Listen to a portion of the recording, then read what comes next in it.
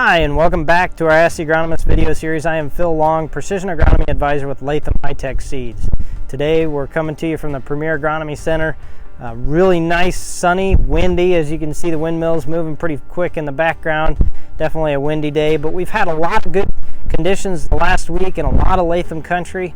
Hopefully that continues for those of you even up in the north. I know we've also seen some very severe storms as well, which isn't good. But hopefully everybody can get a little break and get some planting in.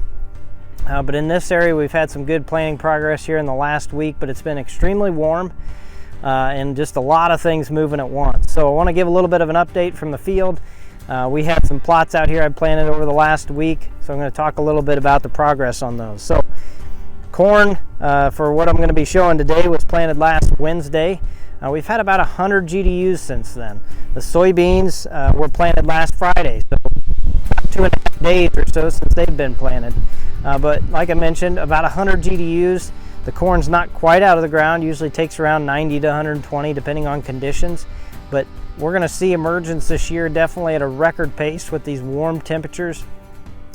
For those of you that got it in the ground during those hot temps, right now our soil temps around 65, and the end of last week we had temperatures in the 80s, and it was definitely soil temps were definitely closer to 70 degrees. It was a really good time for planting in terms of quick emergence, germination and emergence, so we'll see some effects of that. This corn plant here, you can see, has got its radicle out and some little seedling roots as well. The coleoptile is pushed up, not quite out of the ground, but we're going to see that here in the next few days or so. I'd say in most cases, a lot of the fields around here are planted in those warm conditions, will be up within a week or so for sure. So some things to look for if you're out there and you do see some corn emerging extremely quickly, and maybe you're excited about that, make sure you're also checking for seed depth. That's one thing I've seen many times. It comes out of the ground really quickly and you get excited. But if you check the depth on that, the depth might not have been where you wanted it. So that 2.5 or so inches, want to make sure you're getting it in the ground to get the root system established and the crown established, the 3/4 inches below the soil line. Got to make sure we're getting it down there. And sometimes when the corn comes out too quickly, it's a good indication that seed depth was not as deep as it should have been. Another thing, especially in terms of the soybeans here, the soybean example I got has about a 3/4 inch radicle on it. So it's going to start to push that. Those cotyledons, it's going to pull, the hypocotyl will pull those cotyledons out of the ground in the next probably 3 or 4 days. We want to pay attention to things like crusting on the surface. We've got some rain in the forecast here this week, so pay attention, especially those of you that are doing rolling and so forth. Make sure that you're not rolling right before a potentially heavy downpour. I've seen that a lot of times where the roller's out right as the storm front's coming in. You can almost see the rain. Just try to avoid that if at all possible, because soybeans do not have, they're pulling up a pretty big seed, especially the bigger seed you got, the more it's pulling through that surface. And that hypocotyl can easily snap off or break as it pulls those through that soil surface if it can't break that crust. Corn is the same way. It can still struggle with pushing it out of that crust. If it's got a really hard crust, maybe you get a pounding rain and everything kind of puddles up in that seed furrow. A lot of times that can happen too. So pay attention to that. If you need to do some rescuing with a rotary hoe or something, get on that before they get, this would be an ideal stage, still 1/2 to 3/4 inch or more below the soil surface.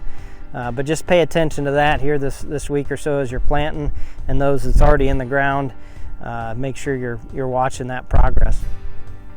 Also, another thing is things are moving very quickly. I know, pay attention to the herbicide program you got planned.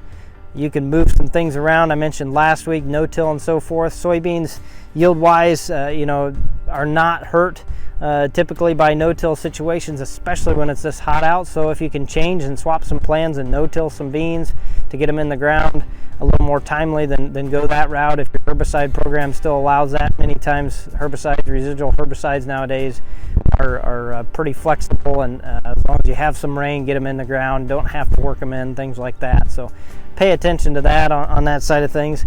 We should be avoiding, hopefully, any herbicide interactions out there, unless there's residual carryover. But a lot of times when we get this kind of heat, we don't have to worry so much about residual herbicides we're putting down on soybeans and so forth damaging them. So watch out for those as they come out of the ground. but also be paying attention to the progress of your seedlings in the ground, and make sure that, like we talked last week, we don't have residue in the furrow and so forth, and they're coming up. We'll talk more next week about even emergence and more development discussions. So hopefully everybody continues to have a good planting season, and we'll see you next time. Thanks for watching. As always, if you have any questions, please feel free to reach out to us at 1-877-GO-LATHAM, or visit us on our website at lathamseeds.com.